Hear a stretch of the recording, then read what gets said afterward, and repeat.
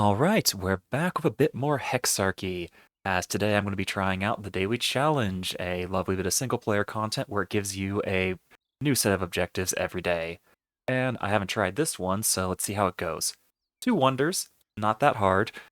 If you throw your entire deck at it, you can get this done in like 2 to 3 turns normally.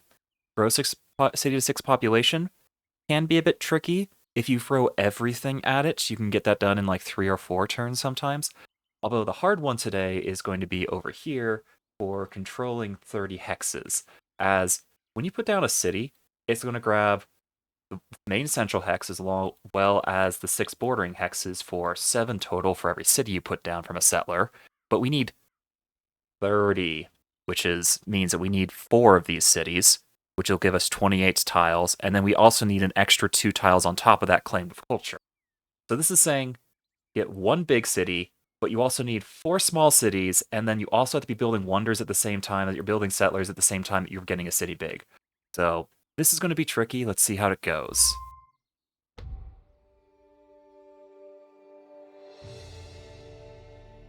Not only do you have these like randomly spawned challenge objectives, but also you don't get to choose the civilization, so you just have to work with what you got. Now, then the interesting part about the daily challenge is that every single person on the planet who tries the challenge today will get the exact same map to work with. There's actually a lot of like interesting back and forth discussion you can have about where you're putting your city down. Okay, Aztecs.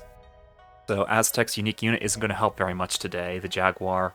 Hopefully we're not going to be doing very much fighting.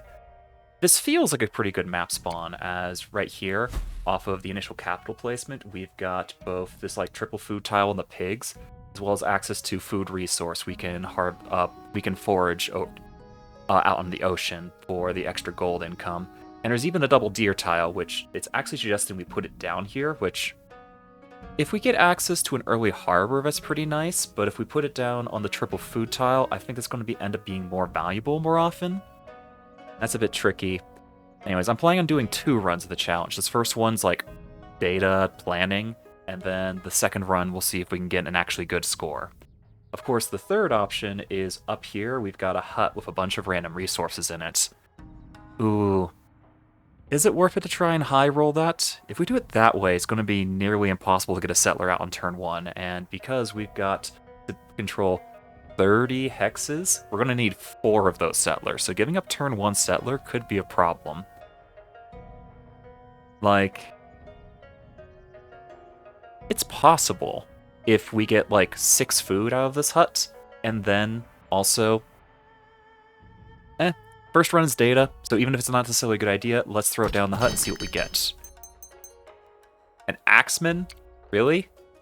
Oh. So, this does mean that the 2 extra tiles I'm going to have to claim on top of the 4 cities, this guy can just go and claim them themselves, but it's not looking good for getting a settler out turn 1. Burn the firewood, because it's the 1 card in the game you can burn and then still have access to the redraw button. Let's see. Getting animal husbandry for mobilize is going to make future settlers really handy. I'm fairly certain that settling on this hut was a problem, because when you put this capital down, you get the output from the tile immediately, notably including the food. And because this was a forest, there's no food on this tile, so Tenochtitlan over here has access to no food whatsoever, and we're going to have to grow it the old-fashioned way. Okay, we can do fishing to get the fishing hut going. That's probably going to be super valuable this time. And then deeper in fishing, we've also got foraging, which... get this guy all the way up to 6 population, and especially with this bad start on the Axeman. Run 2 is going to be much more interesting, is my guess. This way, Tenochtitlan's going to be getting 3 food per turn, which it would have been getting if I crushed the pigs over here, which is probably the best option in the long run. And I'd like to be able to get a mobilize in my hand for next turn, preferably with a horse, but I don't know if that's practical. Let's see. Every single person who tries the daily challenge will get the exact same cards in the exact same order. Ooh, this city placement means I can't even get this mining off over here. Like, it's just out of range of territory. Okay. There's not it's unlikely I'm going to get a good result with this many objectives on the first round, especially if Settler at the bottom of the deck. Woo! That's going to be a bit tricky, especially because like here, Tenochtitlan isn't even growing, even with the fishing hut built on top of it, because 3 food produced, 1 population, so we're only getting 2 food for next turn. So I have to take one of these crabs and use it to feed Tenochtitlan for next round. And like I've already used a science bottle for this turn, so like woodworking into granary beyond construction. That's 7 hammers. I'd have to burn 1, 2, 3. I can burn 3 things. So in these population challenges, it turns out the granary is the single most useful card. If you've got like 1 or 2 population, sometimes 3, then farm ends up being more useful than granary. But if you've got anything more than that, granary is so valuable. Like, it's not obvious when you first put it down. At first, it just gives you 1 population straight, using the second crab to make sure it grows for next turn to get this 6 population ticking as soon as possible. So, not obvious when you first put it down, but granary, when you use it in the future, will... Every single time it grows, the city keeps half of its food. So here, the calculation for food is 3 times the current size of the city. So next time this grows, it's going to get 4 food, 4.5 rounded down, which is more than any other improvement in the entire game for just going from 2 to 3. That adds up, especially if you're trying to get these extremely large, tall cities in order to work out the 6 population challenge today. So we might need mining in order to get this stone to build the 2 wonders for today. So we're going to hold on to this. But I know that Settler is in the deck. I'm going to hold on to Animal Husbandry for next turn so that I can play Animal Husbandry, grab the Mobilize off of it, and get the Settler we didn't get first turn. Getting an unmobilized Settler on turn 1 or a mobilized Settler on turn 2 have about the same tempo, the same amount of time put into them. So, well, we super don't need a warrior if we got this Axeman sitting around. This guy can't even necessarily scout that effectively. Ooh. So let's get the important thing out of the way. Unless I get foraging, which unlikely to happen here. There's a charge in this deck, right? So like this guy that... So the interesting thing about Ritual, it's probably not optimal to play Ritual to sacrifice population on a population challenge, is that it keeps the amount of food stored when you do this. So dropping down from 9 food required to 6 food required means that Tenochtitlan will actually be halfway there. So let's try Ritual. I'm not going to need charge this round. That's a bunch of extra science and a bunch of card draw. I can draw like 5 extra cards this way. I don't think any of this is going to play into Big City or build extra wonders. I don't have the stone ticking right yet now. So we're doing Mobilize. Is it possible for me to find Hunter-Gatherers? I got 5 cards to draw, so maybe. Unlucky. I'm not going to need Archer.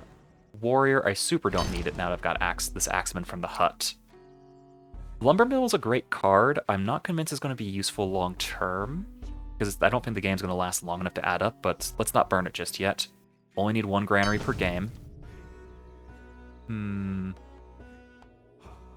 Didn't find the Hunter-Gatherers. That would be really nice if I could. And the science is only selling for 1 gold, because no one bought it last turn. Although if I can buy a second science... Actually, I still might be able to find Hunter-Gatherers, so this harbor is going to get me a ton of resources. There's the food. Now Settler's free. And take a look at this. Tenochtitlan had 3 food saved up previously. So if you just drop any resource on it, boom, it grows back immediately. So even though I sacrificed a bit of population, the granary is making this shoot up way faster. Let's move this Axeman. I don't think he's going to actually help scout that much, so where will... There's no horses available. Oh, no, there's a horse here. So I can sell these 2 luxuries and pray that I get a horse. Hunter-Gatherers! Okay. So this cost me 2 hammers, in order to get a gold back and save 1 hammer. So Settler, where can the Settler go? This seems nice. I want to control as many spaces as possible. I'm one space shy of this hut. So this hut over here is going to be really useful. Even though this first one got an axeman and lift, having access to this one the next time I try the daily challenge is going to be super useful. So I just need the placement of Tenochtitlan next time to be within 6 spaces of this hut so that I can get a settler to it and not lose tempo next time. So 6, 5, because settler has 6 spaces of movement. 4, it takes 2 spaces to cross over the mountains. 1, so like here, here. Can't put it on the desert. Ooh. I'm probably going to end up settling on the deer forest next time, which is only a single space away from where I've got right now. This deer forest having 2 food on it means that the city will start with 2 population, and it will still have access to these crabs as well as this horse off of a foraging. Well, see if I can get... It's going to take 3 turns for the axeman to get over there, yikes. So if I can't get the settler there this turn, this gets some spaces and access to stone for building wonders. This just gets information. Let's get the spaces and the stone access. Okay, so we've got Persia bot. Everyone's a bot in single player modes, obviously. But with like how far away it is from the potential capital zone that we have to work with, like this distance right here is like 1, 2, 3, 4, 5, 6, 7. Oh, sorry. It is like 1, 2, 3, 4, 5, 6, 8 because of double difficult terrain, 9, 10 spaces. It's not practical for anyone except for Greek companion cavalry with access to woodsmen to get across that much of the map in a reasonable time frame. So we can't like cheat on controlling these hexes by killing the bot. At least not from how I'm seeing right now. Which means I want the axeman to go out this way and potentially get some more vision down here. If there's like a hyper-valuable space, such as another one of these huts over here, then I'd love to be able to go down and find it over here. Let's see, what else can I do this turn? I want to save this 1 food so I can build another settler, because again, remember, we've got to build 4 cities up here as I'm struggling to draw. You have to fold 4 cities to get these 30 tiles, so I'm going to need at least 2 more settlers, minimum. So I want to hold on to this food, because this crabs is going to produce 2 more food next turn, so I can play another settler for free. Which means I think the best thing I can do is draw through the deck until I find that I'm out of good stuff to play. Fishing hut, I only going to need 1 of these, because this is the only other ocean resource we can even access this game. And then what else do we get? We are definitely not going to need a fort. What else? So Jaguar is actually a really interesting and powerful card in early game multiplayer rushes, which we are too far away from. Going through, pasture for the horses is actually going to be very valuable. It's in fact going to be more valuable than the extra hammers over here, because the pasture gives you a hammer anyways. So this space on the woods is going to give 2 food and 1 hammer, while this space on the horses is going to trade the food for gold. So I lose out on the 1 extra hammer, but the lumber mill provides. Well, if I'm not building it now, I'm never going to build it. But in exchange, I'm getting this horse per turn, which, when applied to mobilize, is worth 3 hammers per turn. So this horse pasture, so I'm going to be able to mobilize every single unit I build from now on. I could, in fact, this 1 extra leftover hammer, it's worth buying the cheap science, but I don't think I actually want to build anything out of this. So, writing is a bit of a tricky card, because library is one of the best cards in the entire game, especially on turn 1 if you can get it, especially for the stone cost. The problem is that all of these cards are good, so you can't burn any of them, compared to mining, where warehouse has some situational uses. It's more about the extra build than is the storage capacity. Mine is like gets you these strategic resources, and then masonry gets you up to the higher tech class units. But writing, you need mathematics for basically everything. You need mysticism if you're playing a long-term culture game as well as a defensive game. You need tactics if you're doing any fighting whatsoever. You need libraries if you want to get deep into the tech tree. All of this means you can't burn any of these cards. Well, here in mining, you can burn warehouse and mine depending on your specific start. So this is going to add maybe 2 cards to your deck. Well, this one adds 4 cards, and you can't afford to get rid of any of them. So spending... Misclick. Shoot. I was explaining all of that, saying it's a mistake to spend Science Bottle early. That's on me. Okay. We'll live. This is the first run, and frankly, I don't think it's possible to get a fast start with putting Tenochtitlan on the forest with no food output when I'm getting Tenochtitlan to the 6th population city. So, this run, not going to have the best score, but it's just data. Everything is just data. So here, I need to bet 2 wonders. Great Lighthouse is possible. I'd prefer to build it with stone. It means I'd love to find mining, which I put mining in the deck. That said, this deck is pretty small at like 15 cards. Okay, maybe it's not that small. See, don't need you. Absolutely need you. I think I can survive without you. Like, if I was playing Greece, there's like an interesting companion rush happening here. But I'm not, so... And even then, I'd have to get a ton of food in Texcoco, but that means that I'm not growing Tenochtitlan anymore. So here, you can use Forge on any space that's within 2 of your city. So this is going to grow Tenochtitlan next turn. That extra 3 food put into the city means it'll grow next round. And it gets me food. I'm not going to use all the food. Boop, boop. Now it's... Okay.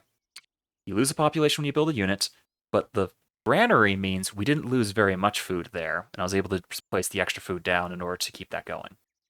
The woodsmen probably don't need it, but I'm going to wait until after we see a bit more of the map, see if we discard it fully. So there is Mobilize in the deck, and that's exactly what I need. Build a second harbor to go and find it. Everyone's happy, so I don't need these luxuries. 2, there's Mobilize. Mobilize you. I need spaces more than anything else. So because it's speed, the best way to get speed is to draw cards.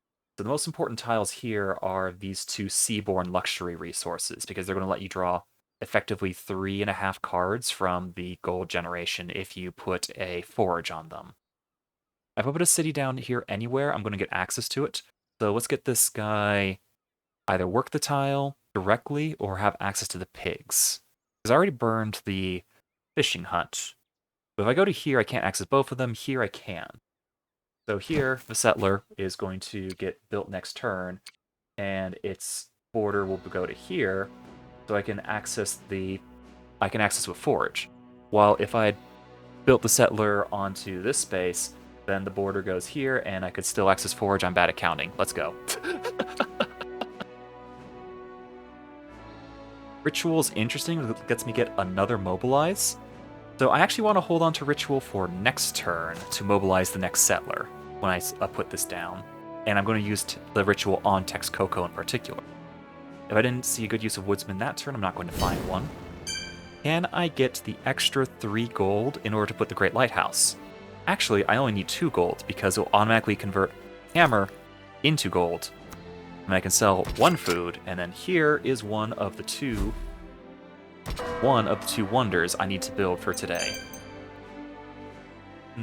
Does Texcoco still grow if I move this guy? Nah. No. No. Yes, but not quite fast enough. Oh, I know. I don't need this extra food I got off the harbor. So this, by putting the worker out on the ocean, it's effectively changing my gold generation from 7, draw 3 cards, to 10, draw 5 cards. So this is going to be worth 2 cards next turn, while if I sold that food, I'd only be able to get 1 card next turn. And then it's going to get an extra card and a half for every turn after that. Given we're halfway there with 3 population, and we've got 15 hexes out of the 30, so hopefully there aren't going to be very many more turns, especially with the exponential scaling that you find in 4X games like Hexarchy.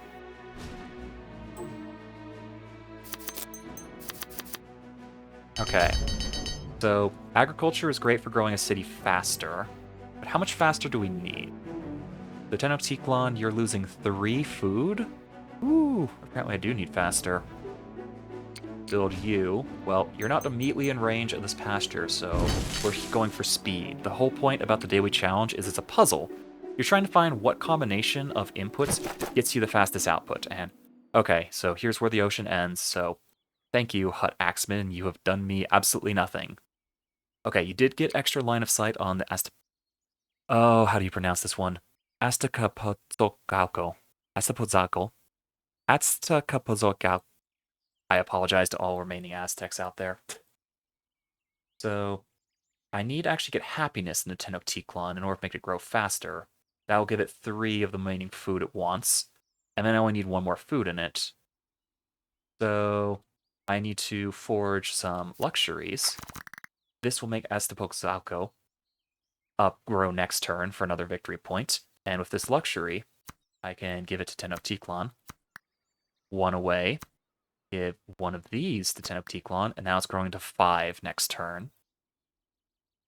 I needed to find more cards, so I was going to with a ritual in this Texcoco. There's the mobilize for the 1 last settler I need. Although I don't have a good city to build it out of. If I build the settler out of Tenochtitlan, then it's going to take 2 spaces to get through this difficult terrain, 3, 5, 6, and it's only going to claim 1, 2, 3, 4, 5 of the hexes around it, which will put me up to 28 when I need 30 hexes. So let's take a look at culture if that's going to be good enough. So here, the ritual adds a bunch of extra culture to Texcoco, but apparently that's not going to be enough to claim a space. This looks like this is showing the culture expansion from Tenochtitlan because of the extra distance on it. So I think this 4 culture should be enough to grab 1 of these 2 spaces. So there's 1. And then I can use this Axeman to claim the 2nd space next turn. So that should be enough, actually. Building the settler out of Tenochtitlan. Oh no, I need the population in Tenochtitlan as well. This is really tricky. So let's harbor, see if I can find some more cards to solve this problem. I have a huge amount of draw power because of this great lighthouse ticking into 2 spaces. So let's see what we get. 1. Mathematics is cute, but unless I'm building to Chichen Itza right now, not that useful. Or potentially the Great Library, but I don't have enough marble or stone for either of those. Basic Library, too late in the game for you to be useful. Mysticism, we've got access to a stone wonder or a marble-based wonder in the statue of Zeus behind paganism. But I don't see any good way to get my hands on marble. It's possible if I draw a forge again, I can actually put down a mine and then forge it for both the stone. That'll get me Temple of Diana for, ooh, that will claim the extra spaces I need. So I'm not going to be needing mathematics today. I might need mining. I'm not going to be doing any fighting, so I don't need tactics. Ooh. Oh, sweet. The harbor gave me enough food, and I've got enough money to buy the rest of the food. I'm going to put 2 of these into Aztecapozalco. Aztecapozalco. That thing is so hard to pronounce. Use 3 food in order to put the settler down. The horses that I've been getting this pasture out, exactly the right number for mobilizes. Here, bonus victory points and extra tiles as compared to having to get it out Tenochtitlan. This is flowing together. This is working. Is it possible to grow Tenochtitlan twice this turn? I don't think so. The natural growth will only get you 1 per turn, but I need to get a ridiculous amount of food fed into it. At least 6. I've got 3 here. I can get another 3 here. Oh, I can't build any more harbors. All the cities I've got have them. That's plenty of settlers to finish this off. I don't think I can get Tenochtitlan grown this turn. So let's just get the... I've got no more good left to do a ritual on. Ritual is an excellent card, but I don't need it anymore. I don't need units anymore.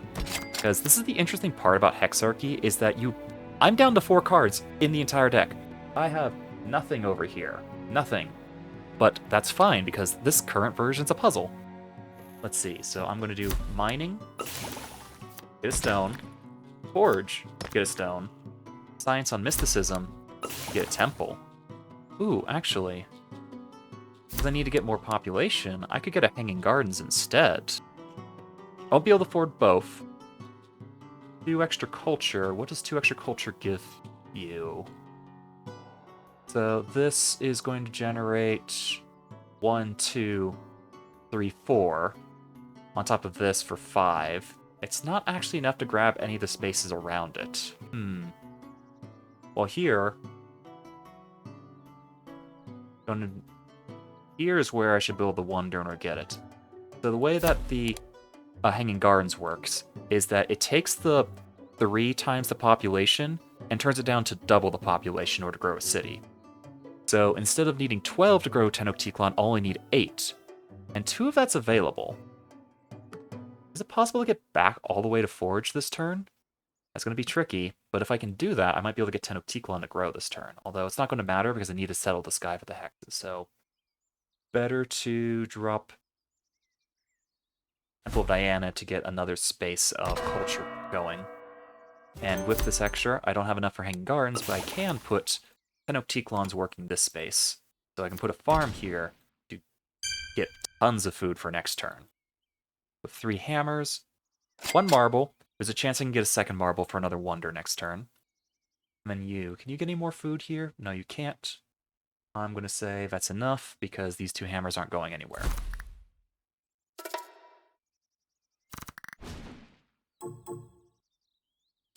Sweet. Off of the market, which every single one of these icons that has a boat on it, one of them always happens, but all the other boat icons are because I built so many harbors. 3 harbors, and it looks like I high rolled on 2 of them, giving me 5 extra resources in the market, and one of them's a second marble to get another wonder out of the statue of Zeus. So I think it's too slow to build the holy site. It'll be too long to do Agrarian Society. Just in time to get Teotihuacan out. So hard to pronounce those things. I've got an odd number of hexes at 17, so this puts me 18 for another victory point. Once you've gotten... The way that the scoring works in the daily challenge is first, number of turns taken, and then second, number of victory points. So this extra victory point is going to win a tiebreaker. So I've got to get Tenochtitlan up to 6 population this turn. So let's forge for it. Oh no! That went to Azcapotzalco. Okay. So I have to get... Okay, this is still fine. This is still fine. So, luxuries make Tenochtitlan happy, so it's going to grow naturally. Which means if this is growing naturally, this grow city 6 population ticks at the start of the turn. So I'm just looking for victory points now. So I'm getting victory point from population, so with this extra gold, 1 food here makes Azcapotzalco grow. 1 food here makes Teotihuacan grow next turn, so that's 2 victory points from that food. I don't think Texcoco actually could. This triple food space might do a lot, especially if I can get back to the Hanging Gardens, which is still in the deck. Go and find it. Don't need you. Although there was a buff to feudalism, which isn't here visible. There was a buff to feudalism in this most recent patch, specifically the Himeji Castle.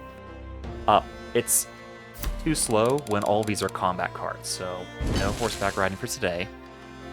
I'm going to have to find the mine to get my second stone to make the Hanging Gardens cheap. And then let's give this to... Actually, let's give this to Texcoco, because of the chance that... Yes, I got it. So this triple food space gives another victory point for Texcoco. Teotihuacan probably grows. Okay, I need 1 more. So a little subtle thing happened there.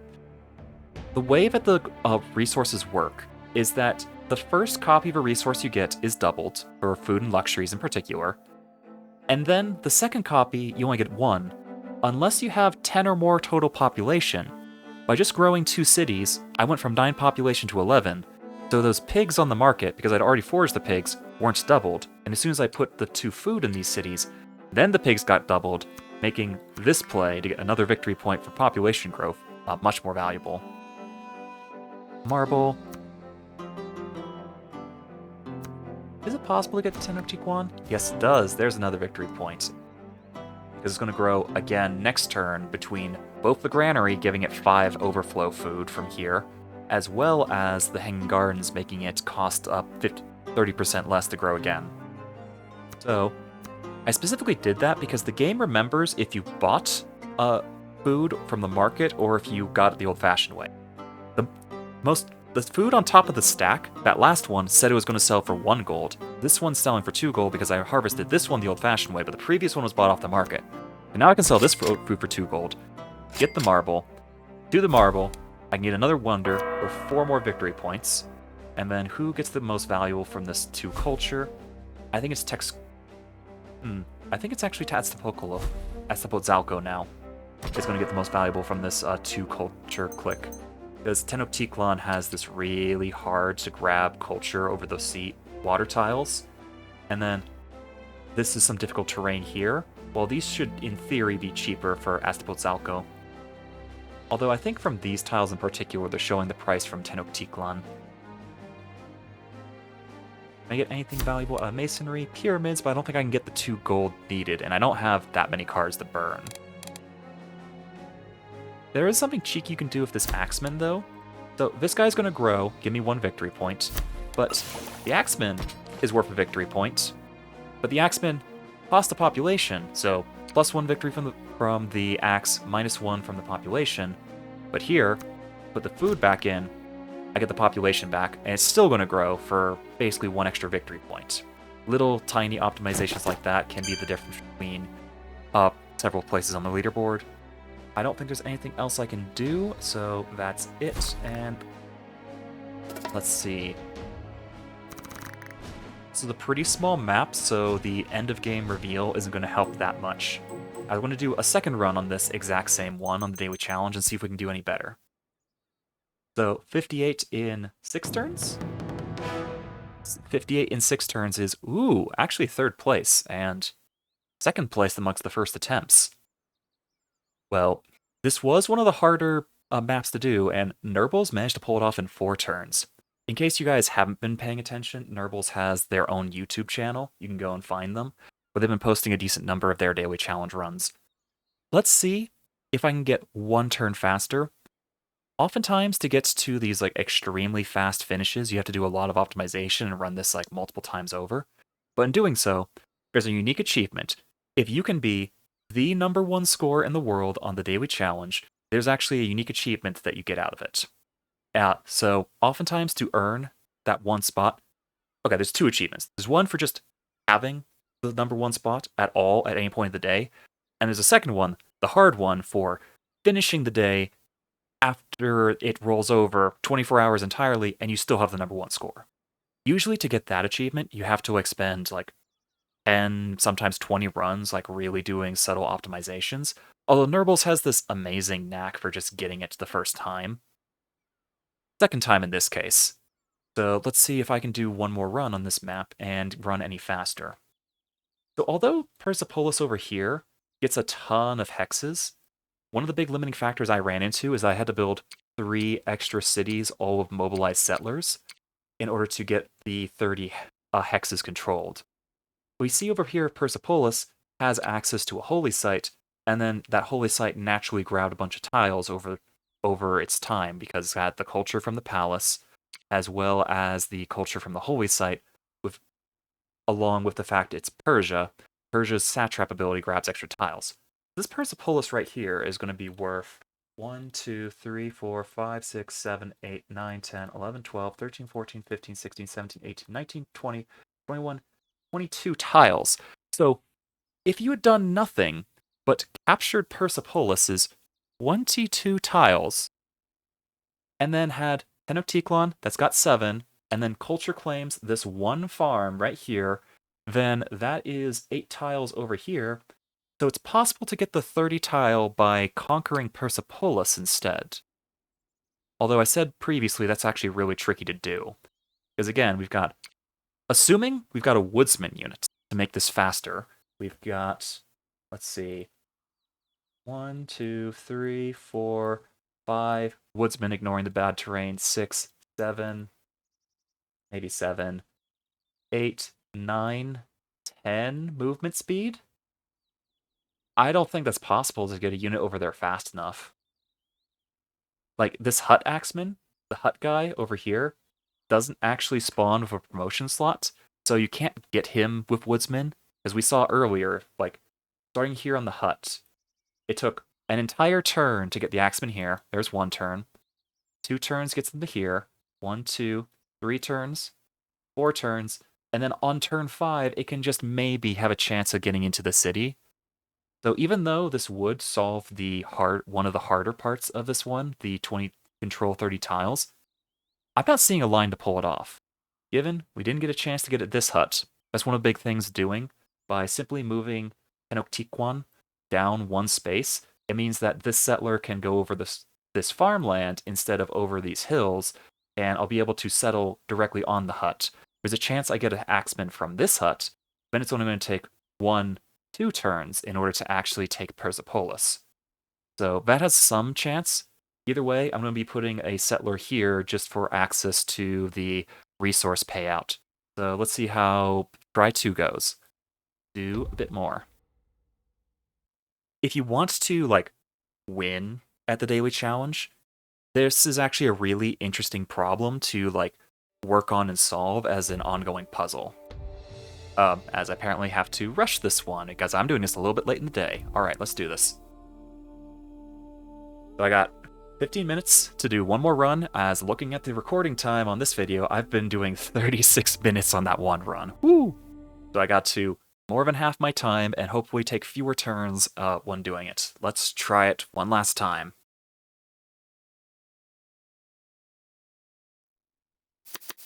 You can't hear it, but cracking my neck up because the microphone can't pick it up. Alright, Aztecs, as I said, we're going to be spawning on the deer forest here. We know that this hut right here sucks with an axeman in it. And then nothing in this opening hand is useful up front. Burn the firewood, redraw. So here's mobilize. We already know what the map looks like, so we don't... Ooh, we might actually need the scout. Even though I can get over to this hut here, I can't see it, so I can't command the settler to go there. That was something I didn't take into account. Won't need strength. Woodworking is actually going to be needed in order to get the granary on Tenochtitlan. Animal husbandry is needed for the mobilize. Mining is going to be needed to get the stone for the wonders. This is getting tricky. Okay, settler was the second to last card, so if I draw it here, I'm going to get it. Shoot, miscounted. Okay, this is really hard. I have to, like, remember the exact order. One of the nice things about the daily challenge is at least the first shuffle is going to be the same always. Due to the deterministic RNG that they use in Hexarchy, it doesn't matter for multiplayer, but in single player. I'm talking too much because I've got a time limit to get this run done. Okay. It's going to cost me 5 hammers to put the granary down to get Tenochtitlan bigger this turn. I won't have time for that, so I'm going to have to do the foraging trick on hunter-gatherers. When a worker is first created, you can move them around for free like this. So this is the best space for them to be working, but because I can move them off, I can forage the space. You don't get the resources if there's a worker on it. Then I get the value from that. Draw the settler with the gold I got. Drop the settler. I'm going to need another card to burn, actually. I don't need woodsman. Okay, so animal husbandry, mobilize, get the settler going. So I wasn't able to actually spot the hut over here. It's a minor problem, and I know that this hut isn't worth it. Ooh. So if I put the settler here, I'll still have access to this guy, because settler here will have a border right there. 1, 2, I can still have the foraging there. Additionally, this northern border is going to end up here, so I can still forage these guys the stone for stuff. So let's go here. Ooh, I'm not actually going to get sight on the hut with this hills in the way, so yeah, I'm going to have to put this guy here to get the hut next turn. That's going to be painful. Hold on to the food. I can get 2 gems out of it. I don't think that's important enough. Hold on to the food. Then the rest of the bottom. Go.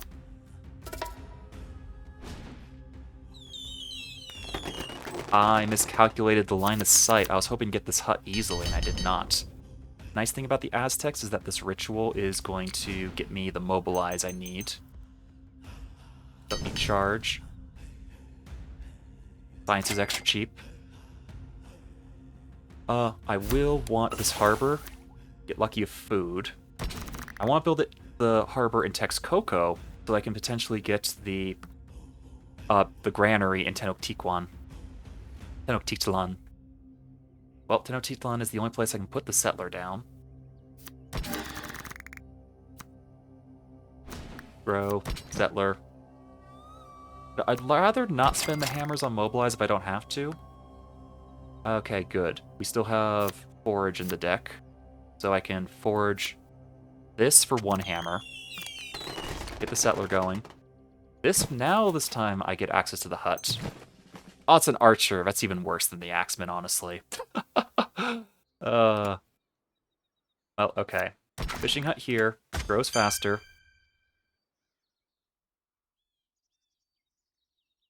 Not going to need the jaguar. The last card is writing. I can't really play writing. Well, I've got a bunch of gold, so let's try spending it. 1, 2, 3, 4, 5. The ritual was extremely nice, but I think I can't afford to keep holding on to it at this point. I'm going to need one more settler this game, so I'll hold on to both of these for next turn. Getting a little bit painful right now to hold on to all this. If I can find one more burn, I can put down the woodworking. Let's try it. So let's go and find one more burn. Sell the food. Means the settler next turn is going to be painful.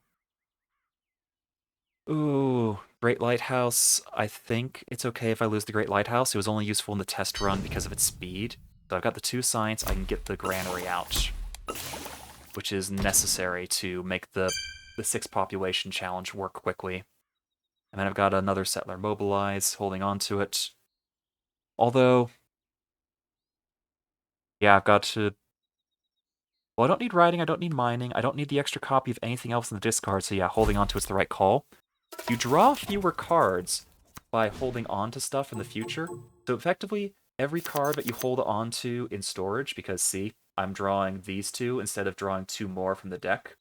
So this is effectively 2 gold per card, but you don't draw this. So that does add up in efficiency perspective. I got lucky with food on the market to make the settler cheap. Is it worth it to put this pasture down? Basically, mobilize and pasture cost the same, so I might as well get the pasture out of it. So you can work the extra here. Shoot, that's a misclick. That might cost me a lot because I accidentally claimed the archer instead of the settler in order to get these spaces around it. Okay. Well, I have to use the settler in the one city that can actually put it down because these guys didn't have enough food for it. Send it all the way down here for the territory claim. I'd love to get this, although I don't think I'm going to be able to get to turn 5 at this rate. Too slow.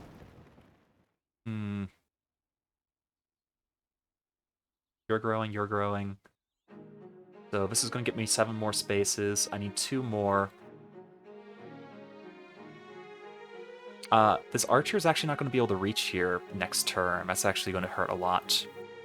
Agriculture, I don't get hanging gardens, but I get a farm.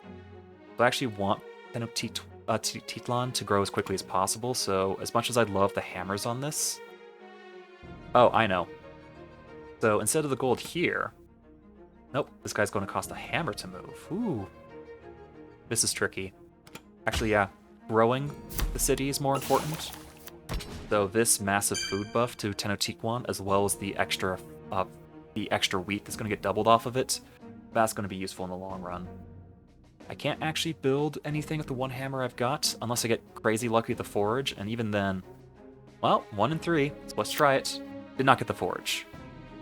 And that harbor is going to be one of the most valuable cards in the deck, so I need to hold on to it for next turn. Ooh! Well, I don't want... Yeah, I've got to hold on to the harbor for next turn because of how valuable it is. Shoot, I wasted 2 gold. Like, the time pressure from only having, like, at this point, 7 minutes left in order to finish this run is getting to me. Ooh, let's see how much we can do. The scout doesn't actually matter that much, so you go and just claim other space to get closer to this. I only need one more space claim. I need 2 wonders this turn. That's going to be really tricky. There's 1 marble.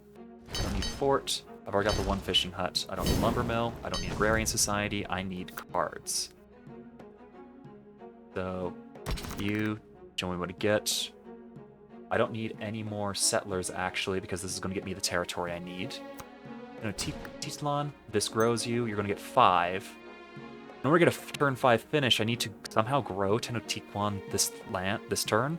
In order to do that, I need Hanging Gardens. Hanging Gardens is in the deck. See if we can find it. Goodbye, settler. You cost too much, Great Wall. Selling this one at a time. Okay, forge. I actually need the forge on the stone. We saw from the test play that I need to do mine and forge in order to get the double stone. So I think I've got to sell the rest of the food. Sell all but one of it to be certain. 1, 2, 3, 4. Don't need archer. Only 1 farm per game in these fast ones. So Hanging Gardens here, so it benefits Tenochtitlan. 3 food. 3 food. So there's 6 population, but I think I don't have enough resources in order to get another wonder out this turn. Yeah, I have to get marble, so didn't quite make it. Oh, that's unfortunate. Let's see, what else is in the deck? Pasture, mobilized granary. Yep, couldn't get anything further happening. Mobilize. I'm not going to need any more units. So I still got a turn 6 finish, this time a fewer victory points due to a minor misplay on the archer. And I'm not going to be able to get this extra settler down here. The real misplay was that in the first round, I didn't actually take the time to figure out what was in this hut. So I wasted valuable resources trying to high roll on it. But hey, that's life. Sometimes the dice say no. So this next turn, I just need to drop the first wonder I see, and then hit the end turn button before the timer runs out of game. As I think I've got 4 minutes left in order to finish this before it runs over. So I can get 1 more stone here. Don't need a warehouse. Don't need a pasture. I'm going to effectively get this control 30 hexes because from just raw... Oh, there's the 30th hexed. Boom. So all I need to do is build 1 wonder. Let's see, granary isn't actually going to get me much unless it's like the last thing I'm doing. Let's see, look at more cards.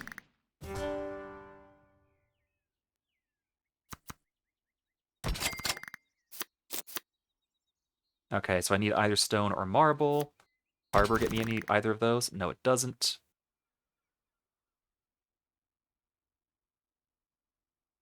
Well, granary over here in Teotihuacan will likely get me 2 victory points because I can't build another building there. Never mind. So granary's not good enough. Harbor, don't need you anymore. So I just got to build another mine on the stone. There are no marble sources, so we're just going to do...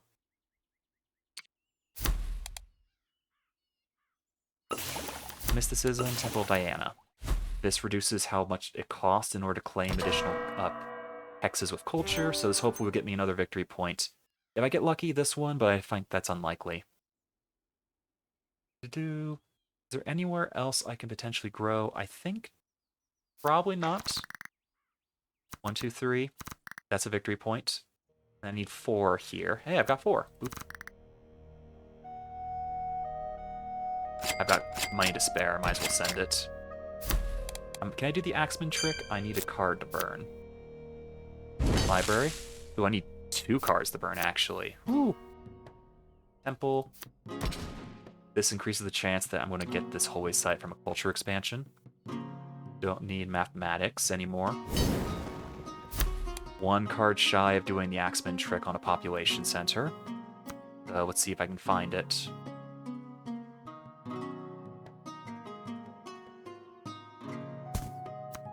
One, because the market remembers if you bought it, which I bought all of this. Okay.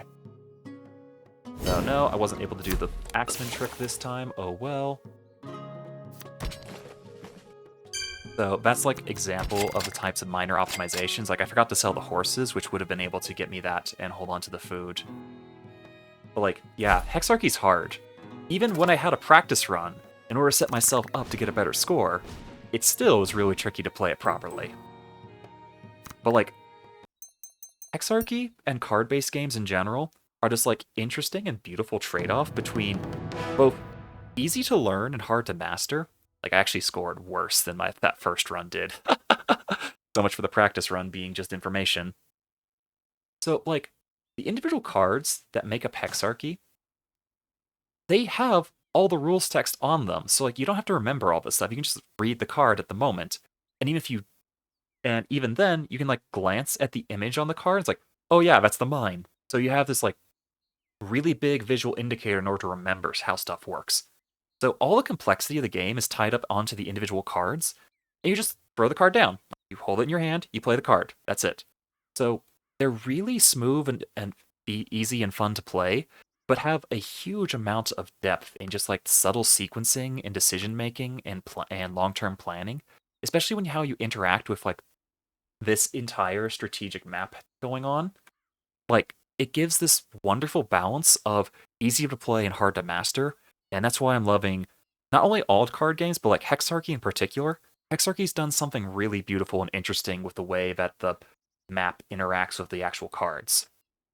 As with that, I wasn't able to do any better than that, but I'm going to say that third place on a leaderboard on the first run out of, ooh,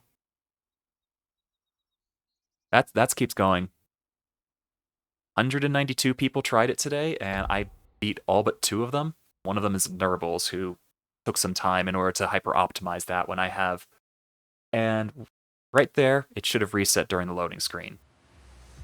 So I'll take that. I'll take that third place from only 2 runs on the daily challenge. And with that, this game is so much fun. Good night and good luck.